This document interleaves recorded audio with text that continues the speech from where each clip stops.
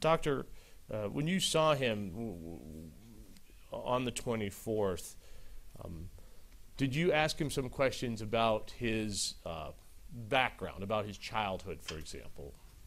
Yes. What's the purpose of doing that?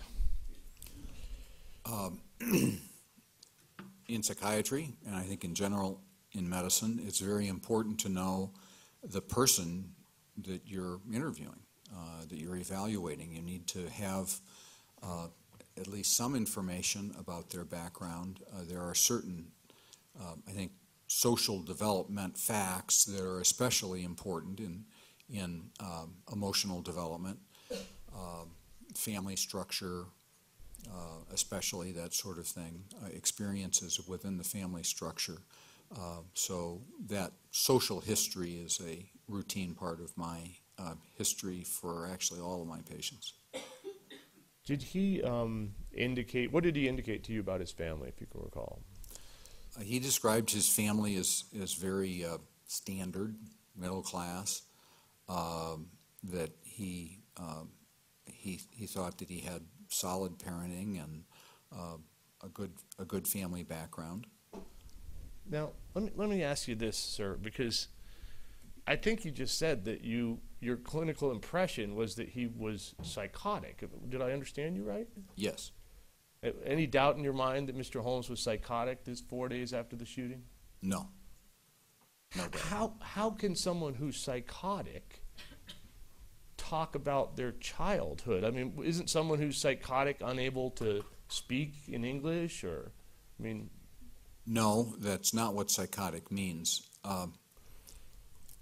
One of the other aspects of my evaluation that I didn't mention specifically was that I was assessing the organization of his thinking. That's part of the mental, what we call the mental status exam. But it also has to do with one's orientation. Do they know where they are? Do they know what's going on?